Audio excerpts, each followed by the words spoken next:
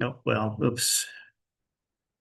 Let me see something about the recording quality is going to be less than good. I didn't bring a microphone. That's okay. You guys can hear it. All right, so we are here and quarters fly by. How that they just zoom. Okay, so we'll do fission today. Oh, I have this one done, so I can link that. I just finished up the question on the way here. But then we have a special meeting on Thursday. I'll post this and record it. If you attend the meeting, you get bonus points. Everyone likes bonus points. But this is a company in Southern California that wants to enrich uranium. And they're going to talk about what they're doing. And they're starting a lab and they're looking for interns. So, and the lab's going to be in LA. So, and what we're doing some work with them. So, yeah, so if you're going to participate, let me know. I've already got some people that are that said that you can check out, add something to the discussion and go, oh yeah, I'll be able to attend. Yeah, cool. It's online. Yeah, it's online. It'll be online. So, but it's just a matter of, and I'll record it too. So that way if people, because I feel like if I'm gonna give extra credit, it's like, well, man, I'm busy then. It's not fair. I'm like, yeah, you're right. It's not fair. So, right, so let's talk about fission today and overview of nuclear fission, mechanism and energetics. Two flavors of fission. One is neutron induced. So a neutron hits the nucleus, causes the fission, or spontaneous fission. It's just another decay mode. The process is somewhat similar. The details vary slightly. And then we'll talk about energy distribution in fission, and then some of the practical applications of these content, related to nuclear reactor operations. Let's look at the quiz, which is due Friday. So fission of plutonium-239 by thermal neutrons yields an asymmetric fission product distribution. So we'll see that fission is a double humped curve for something like plutonium-239. A symmetric fission of plutonium-239 by thermal neutron is unlikely to occur. Like plutonium adds a neutron and makes two golds. However, this has more energy than that. Even though symmetric fission is more energetic, why is the asymmetric fission favored? So, previously we talked about things like half-life. Oh, something's more energetic. It has a shorter half-life, so that seems like it's more favored. Fission isn't quite like that. We'll talk about why it does that. Okay, and then below is a figure for A of 88 fission products that can undergo delayed neutron emission. So what happens is during fission products are made. There are some fission products where, as opposed to decaying by, let's say this bromine, it's supposed to just beta decaying to krypton 88. It can actually decay to an excited state of krypton, and that excited state of krypton is high enough energy where the krypton can lose a neutron. This is called a delayed neutron. And which isotopes can undergo these delayed neutrons? So it's related to fission because they're born in the fission process. And as opposed to doing a beta decay, they emit a neutron. So for A of 252, identify those isotopes with a spontaneous fission yield greater than 1%. And so just pick out these isotopes where the spontaneous fission has a high yield. And one of these isotopes is produced by a reactor at Oak Ridge and used as a neutron source. Because about 4% of the time when it decays, it actually decays by spontaneous fission. I've worked with one of these before, a little source about that big, and we had to lift it up across the room because there are a lot of neutrons. You don't want to get too close to it. time, distance, and shielding. Then how much energy in MeV is released during fission? And alpha is like somewhere maybe 5 to 10 MeV, beta is a couple MeV, gamma is, less than an MeV to maybe an MeV. How much energy is released in fission? And here's the hint. It's so much that we use it to power cities or blow them up, I suppose. So it's a lot of energy. And that's where that's why fission is used as an energy source. All right, so I said that. So let's keep thinking about what we can remember about what I just said. And let's look at some of the lectures, the lecture on fission, and see if we can kind of get an idea of what maps out to what I just talked about. Okay. So here we go. And here's the readings. Now I'm going to do a general overview of fission, energetics, probability of fission, and then fission product distribution. And then I'm going to talk about these delayed neutrons, then end it with proton-induced fission. So this is your typical picture of fission, right? This is a neutron-induced fission. Here's some uranium-235. A neutron comes in, irritates it, makes this excited state of plutonium, of uranium-236. And this is above the fission barrier. Remember, we did a Q value calculation a while ago. This is like the Q value for that reaction is above 6. The fission barrier is like 6 MeV, so it's above the fission barrier. Adding a neutron, right? Because it's an odd number of neutrons in uranium-235. The neutron comes in, it pairs, and it has that pairing energy. So uranium-235 fissions, uranium-233 fissions, plutonium-239 fissions. They all have odd number of neutrons. And then it splits. And it splits into 2 fission products and some neutrons. And the key, the way a reactor works, one of these neutrons goes out and finds another uranium-235, and it fissions. Right. And every time it fissions here, it releases energy in the form, and that energy gets converted into heat, boils water, turns a turbine. That's how you make electricity. Is there a way that we can know how many neutrons releasing in the process? It's just an average. You can measure the average number, and it's like 2.4 or something like that. But it'll vary with the neutron energy. It'll vary with the isotopes.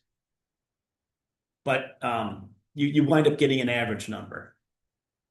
And actually, I don't think that this picture is correct because I don't think you have 3 neutrons coming out and 2 fission products all born at the same time. I actually think what happens is that you get the fission products being made, they're excited, and they de-excite by emitting a neutron. So if the nucleus is excited, it can boil off a neutron and lose about 10 MeV. So if something's at a high energy state, it needs to go lower, like how we talk about gamma decay, where it's just a high energy state of a nucleus and it emits a photon to de-excite. And that's maybe up to 1 MeV. Well, imagine I got a nucleus like these fission products. I might be excited by 20 MeV. So as opposed to exciting, emitting a photon or a lot of photons, they'll just what we call boil off a neutron. And that takes about 10 MeV. Okay, so here are some people that are associated with fission from back in the day: 38 Otto Hahn, Fritz Strassmann, Lisa Meitner. Lisa has an element named after her. They demonstrated what they did. They took some uranium, irradiated it, and they made elements like barium and lanthanum. They said, what's going on there? Now, if you saw the movie Oppenheimer a couple of years ago, when they did this, everyone said, "Oh, they're going to make a weapon." I'm like, I don't think everyone was thinking that. Like, right off. I mean, they knew that there would be a lot of energy, but that's the point. So what they did, they irradiated some uranium with neutrons, and they made about 1/3 of the periodic table. It's, this is pretty interesting. Um, and what they saw was that you need an odd neutron. So these uranium isotopes. And then in 1940, Georgy Fledov reported that uranium-238 underwent spontaneous fission. The half-life was around 10 to the 16th years. Other isotopes were shown to be spontaneous fission. And I have a picture of them just because I think these old black and white photos are kind of cool. And also, I met him when he was much, much older than that. But it was very interesting to talk to him. So when I was a graduate student, he was well, he's got an element named after him, Flerovian, because he was in charge of the Flerov Institute. And so I don't know if the element's named after him or the institute. But he wanted to come to He was with a team of Russians. Yeah, they were Russians, not Soviets. So it's gone. And he wanted to go to Chinatown to buy tea because he's Russian. He wants some tea, right? That makes complete sense. And his English was all right, but I also spoke some Russian, so they asked me if I wanted to take him downtown to Chinatown, from Berkeley to San Francisco. So I hung out with him and got to ask him questions like, 1940 he did this, and he did this at the Radium Institute in Leningrad. So I got to ask him questions like, so what was it like working in Leningrad in 1939, 1940? And he also told me what it was like to be allowed to leave Leningrad during the war, because they had a lot of uranium at the Radium Institute because they were doing stuff like this. And he was allowed to take it out. They generally don't let people leave during the siege because, harder to take over when people are there. But the river would freeze. They didn't want to lose the uranium. So one night when the river was frozen, he got a sled and, went across the river, right? Well, that's how they resupplied the city. So he said that they would bomb the river as you were crossing it. The way he told it sounded okay. That was, a long time ago. But he was a very interesting guy. He was also involved in the synthesis of heavy elements. So that's it was neat to hear this story from him, how they did it and how they measured it. And they got the fact that they saw this, from the Germans, the German team 38, 2 years later, they went from neutron-induced fission to spontaneous fission. So, and this is something students asked me to add.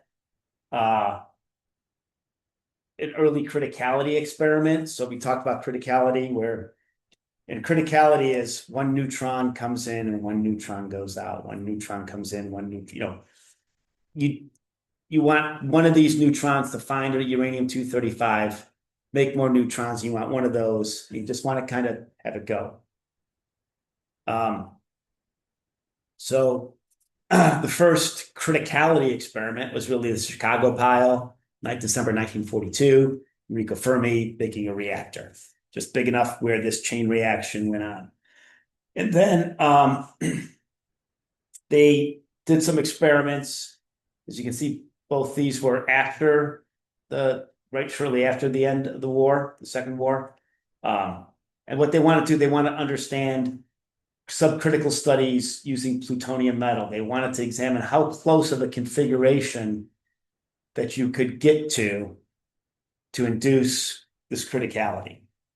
It was actually important, like, okay, what do I have to do to really have this criticality kick off? And what's interesting, so this date, right, August, they already dropped 2 devices on Japan. And by the way, this Demon Core, that was the 3rd one, right? It would have been the 3rd atomic bomb. They had it, and they were doing these experiments, and they wanted to identify. And both these Demon Core got called the Demon because they dosed some people. They got lethal doses. And what happened? They were doing this experiment. This also had to do with, let's say, after these happen, you kind of go, hey, maybe we need to control the way people do experiments with this, with criticality. So they would take they took a core that was subcritical and they used tungsten carbide bricks to surround the core. Okay. So the neutrons, there's some fission going on, some background fission. Some of the neutrons are getting out. The tungsten, when it hits the tungsten carbide, it'll reflect and go back in. A certain amount will reflect and go back in. So you're like, okay, how much of these bricks do I need to build up? So I start reflecting more and more neutrons back into the core. And what you can do, you can put a radiation detector there, and you just see the radiation detector go up and go up, go up, go up, and then you go, okay, we're close enough. We don't want to go over a certain amount. We don't want it to really start going on its own. So they were just monitoring the neutron. They reached the end point of the study. They don't want something where they're making a neutron for every fission, right? Going to be a little bit under that so that it doesn't just make itself, right? So this tungsten carbide, you can imagine, is probably pretty heavy. So when they had it stacked around, this isn't this tungsten carbide experiment. This is the next one. But imagine that it was stacked around and someone went like this and then dropped it. It fell on top of it. Well, that's really close. And that was it. It flashed, right? And so it went critical very quickly, stopped, but there were, people got heavily dosed with neutrons, resulting in a supercritical condition. And then another one, they were using a very similar experiment, a dome of beryllium. The beryllium would bounce the neutrons back. And what they were doing, so imagine I've got a sphere here and they're basically using a screwdriver, wedging it and lowering the screwdriver, lowering it until the neutrons are increasing. Well, they put it like this and the dome slipped and boom, went solid. Did it happen in that picture? No, that they were demonstrating what happened. But I'm hoping the person has gloves on, even when they're demonstrating. Beryllium is really, so the beryllium dome slipped. Now they have a number of these bare metal facilities, and we use them in our program at UNLV. These are at the Nevada test site. What they do now is they just take the bare metal and they can move it closer and closer together, and it'll go critical, and it's in an assembly. And you do this because the neutrons are fast, so you can study very fast neutrons from the fission process.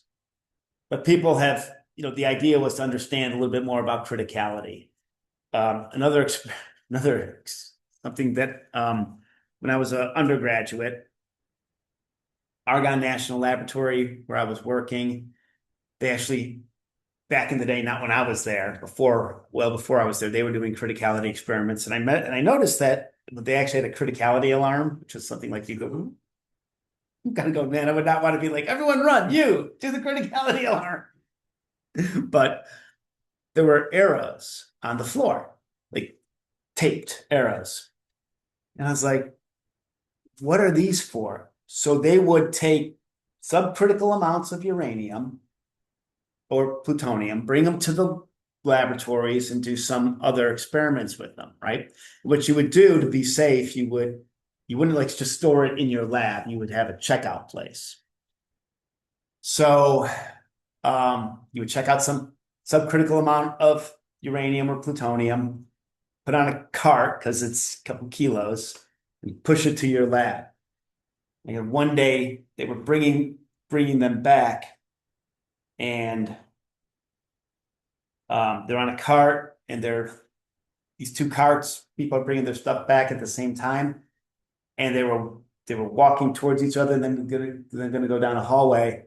And they're walking to each other, and they both stopped, realizing that, oh, if we walked close enough together, right, you could have a criticality.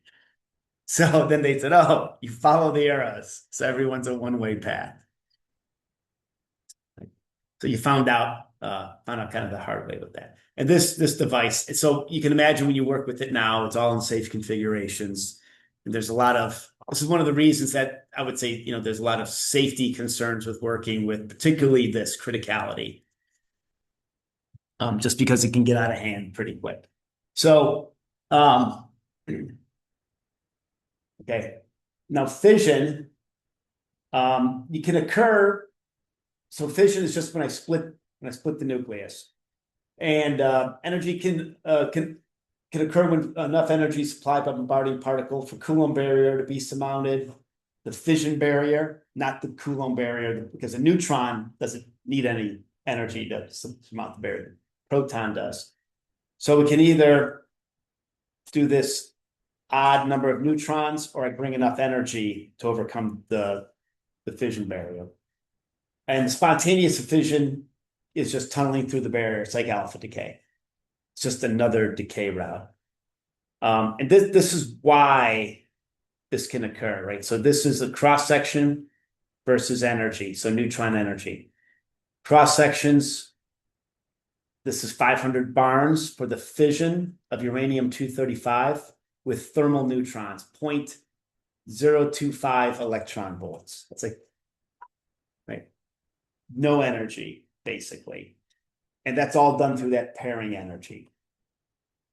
Now, I can, and then there's some resonances here, but this is how reactors work. Right? You need uranium-235 for light water reactors. I have enough uranium-235 where I decrease the neutron energy, have it hit water, so it slows down. The cross section gets high enough. I have enough uranium-235 around. It fissions, and then it's configured in such a way that one of those neutrons goes and finds another uranium-235. A fast reactor is where the neutron has enough energy, maybe it's at 1 MeV, and it can fission the uranium-238. So here's the cross section for uranium, and here's what's interesting: at high energies, everything goes down to about the same cross section. So uranium-235 has really high fission cross section at low energies. Uranium-238 doesn't. And this is why we got to do everything special with reactors. We got to enrich uranium, right? I need a reactor with more uranium-235 than what nature allows. This has been in the news recently, right? This is why we're lined up against Iran right now, because they want to enrich uranium. Because for nuclear fuel, I need 3.5%. And for device, I need over 90%. But if I have these capabilities of doing enrichment, it's kind of a matter of increasing the cascades or doing, then it's just engineering at that point. Okay. So here's some calculations. This is just what we did earlier. And so you're familiar with this. You probably go, oh yeah, Ken, I'm sure you don't remember it. But this shows that the Q value for the neutron absorption by uranium-238 is under 5 MeV. But for uranium-233 and uranium-235, it's above 6 MeV. That's the energetics that allow this reaction to occur. And this is a review of the Q value. Okay, now this is the key of the fission process. This is a fission product distribution. So what I'm looking at is the percentage versus the A of the isotopes that are produced from fission. And the first question was, well, a symmetric, where they're both 120, that's the most energetic. Yet it's crap. There's nothing here. Right? I've got 2 peaks. And I'll show you, but you can notice by inspection, and this is for uranium-233, the red's uranium-235, the blue's plutonium-239, the black is a mixture of uranium and plutonium. They basically have 1 peak here. The heavy peak is the same. It looks consistent. The lighter peak, well, the heavier the isotope, the higher the lighter peak. Uranium-233, 235, plutonium-239. And the reason that this behaves as this is because of magic numbers and we'll talk about in the next lecture on the shell model, where the nuclei, the nucleons fill up shells like electrons fill shells. And there happens to be an end of a shell at 50 and at 82. So tin, which is 50 protons. So tin 132 is doubly magic. It's got a magic number of neutrons, magic number of protons. Everything wants to kind of make this double magic. So one peak is defined by being close to tin 132, and then there's some other neutrons and protons. So it's close, it's a little bit above tin 132. And this peak is just everything that's left over. Right. So that's why it has this fission product distribution, right? These two regions. And then from this peak, you can do some very interesting things. Like if I just found fission products, imagine if I looked at the ratio of zirconium to technetium. Well, if I had a lot more zirconium than technetium, I'd say, well, that's probably uranium-233 that fissioned. If I had equal numbers of zirconium and technetium, I'd say, well, that's probably uranium-235 that fissioned. And if I have a lot more technetium than zirconium, I'd say that looks like it's plutonium-239 that fissioned. That's what we do in nuclear forensics. So I can determine something about the material, assuming that it's not there, based upon the fission product. And then the other thing I want to show is, this is for thermal neutrons. And now if I have, and this is the same sort of peak for thermal neutrons here, and then this is for fast neutrons. And this is log scale, so it's exaggerated. But what you see from the fast neutrons, 14 MeV neutrons, this valley fills up. Why? Because there's enough energy where it can start to overcome the shell effects. So think about it. Same thing. If you had electrons, if I have electrons in orbitals, but I add enough energy, I can kind of knock those electrons out of the orbitals, right? And make them not care where they're supposed to be. Nucleons are doing the same thing. Okay. And then, now, as I said here, as you keep making this heavier, this peak keeps moving up. Well, what if I did it in the extreme? So here's a example of some mass of the fissioning nucleus. Here's the heavy group. Here's the light group. It keeps going up and up and up. And here's some fission product distributions that are shown here.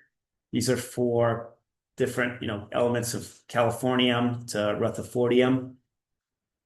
And over here, I'm looking at the fission product distributions. And fermium has 100 protons.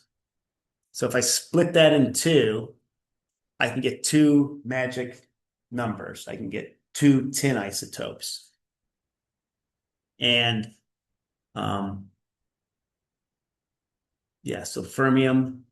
And so all these start to look symmetric from just their regular old thermal fission. So when we say that, the fission product distribution is asymmetric, we should really say for the isotopes we're looking at. And the reason I want to emphasize this is because of the person who first identified this was Darlene Hoffman, who was my advisor. And she did this back in the early days of like the early 50s, late 40s, early 50s, I think early 50s. And she told us the first time, oh yeah, see, Darlene, yes, this is one of her some summary papers on it. She told us as her graduate students, the first time she did this, there were people, they laughed at her because it was in a group meeting. She goes, I did this data. I looked at the fission product distribution. It looks like it's symmetric. And she said that they laughed at her because she was a chemist and they were physicists. Which kind of going, but you're doing chemistry. Anyways. And then she said because she was a woman and they were men. So thank God all that sexism is done. from the 50s. But yeah, I mean, what the story about that is when you have good data, just stick with it. And it makes sense. If people would stop, if they'd thought about it, they go, oh, well, the fission products, I mean, of the isotopes that undergo fission that we know of, that light isotope, the light peak keeps going up and up with A. It makes complete sense that we do this. But okay, so now you did talk about the number of neutrons, and I said there's an average number that comes out. But what is known is that there's a specific number of a percentage of the time that a certain isotope with a given A will form, or a specific isotope. And these are called fission yields. And some of these are independent fission yields or cumulative fission yields. And the difference is, so this is for A of 141. And these are elements with Z of 53 to 57. Any idea? Like, can you give me what element those are off the top of your head? Well, let's think. Let's see. 50 is tin. 51 is antimony. 52. Oh man, tin. Man, I'm failing. I would need to start filling out the periodic table from there. 50, what's iodine? Yeah, I mean, go ahead. Go ahead. Go ahead. Look at your periodic. Let's see, iodine. Well, isotope of 141. I know. Let's say samarium. Cerium 144. So it's going to be. It could be something like lanthanum 141. Oh, maybe it's 53. 53. Very good. Okay. Yeah. So wait. So what's 52? Wait a minute. E. Oh, you mean tellurium. And then before that, is that antimony? SB. SB. Stibic. I don't know. Yeah. Apparently the Romans used to use it as that and lead for makeup. Yeah, so 50. Oh, good. So yeah. So 53 is iodine, right? So xenon, cesium. Okay, yeah, cesium. Okay, yeah. So cesium, barium, lanthanum. Ha! Don't waste your time memorizing the periodic table, though. I mean, memorize poetry or something like that. I just know it all from the decays, right? If I think about beta decay. So the cumulative fission yield is saying, oh, well, when this isotope fissions, 4% of the time it's going to make something with an A of 141. Right? Because what I do is I just integrate under all these.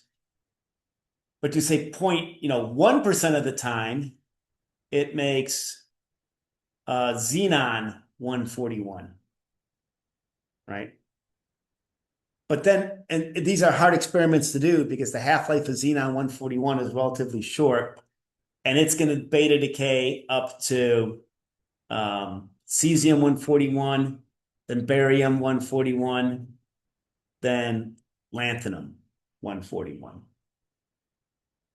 So that's usually we just talk about cumulative fission yields for the A for that isobar.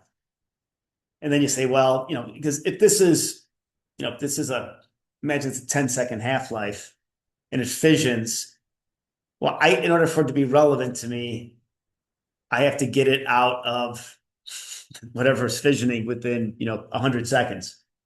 Probably not going to happen if it's nuclear fuel, right? But these are two terms you might see: cumulative fission yields and the independent fission yields. And the table of the chart of the nuclides has the cumulative fission yields. Okay, so let's think. This is just a fission process, and really, what I want to just show here is all it is getting enough energy to overcome the barrier. But what I want to look at this is an energetic view. This is more of a schematic view of what actually happens to the nucleus. And what's happening to the nucleus, it's deforming. If you're spherical, you have the highest amount of particles touching each other, right? So the strong nuclear force, nucleons like to touch each other, they stay strong. If I start stretching it, I'm going to increase the number that are on the surface that aren't going to have a neighbor in which to hold on to. And if I keep increasing it and it starts really getting deformed, what winds up happening is this spot, the neck, gets weak. And I have a charge here because I got protons here. I got protons here. I've got fewer nucleons here holding it together. And eventually this just breaks apart. And then I form two fission products that are excited, and then they start undergoing beta decay or neutron emission. And this is a schematic view of this, and this is more of an energetic view of this.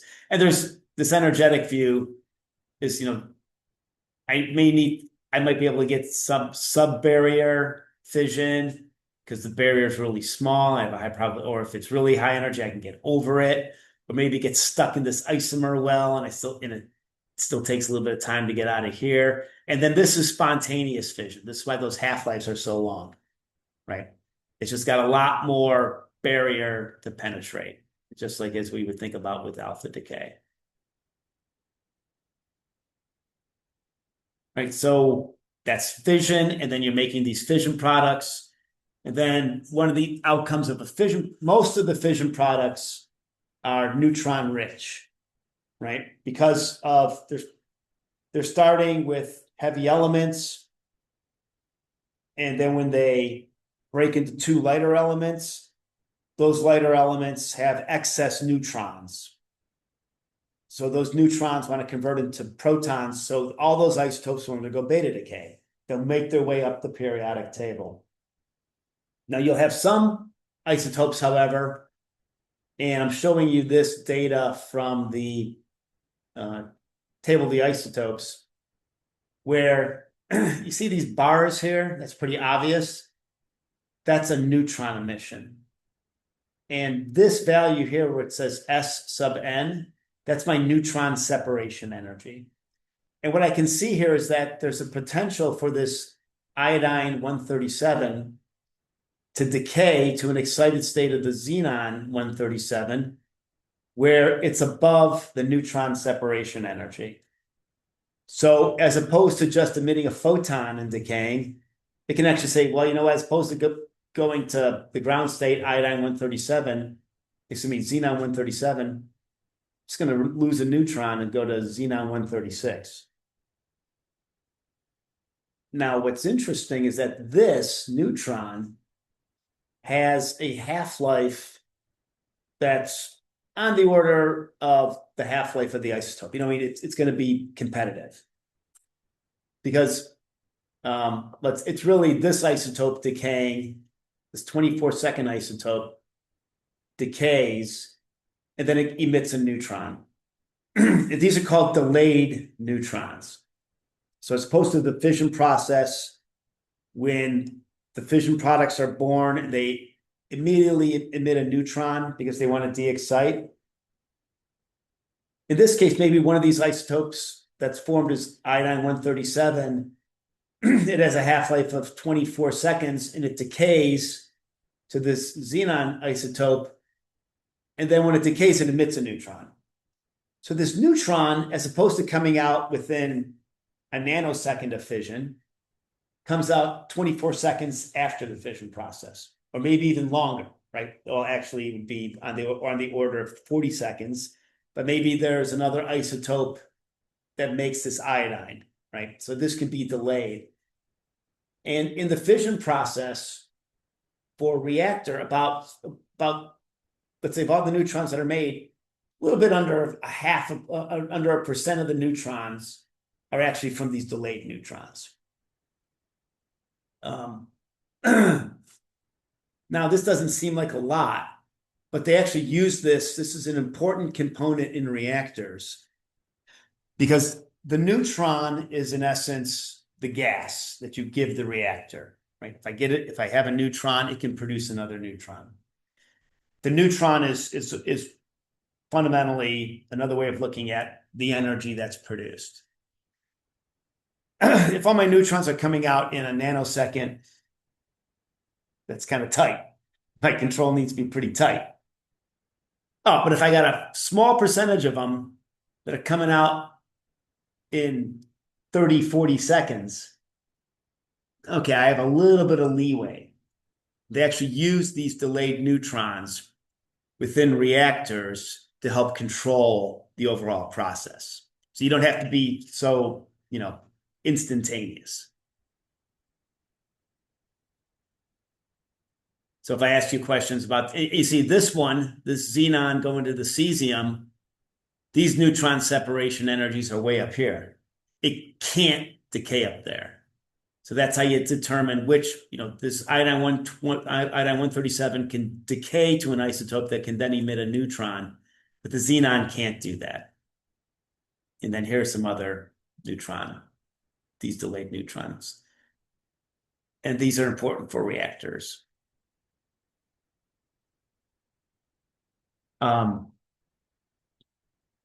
Because you got these neutrons formed, and then in about a tenth of a millisecond, that one of those neutrons is going to find some uranium to react with.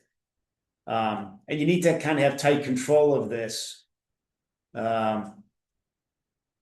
because if I have 0.1% increase per generation, and each generation is a tenth of a millisecond, I can get a 10% increase in 10 milliseconds.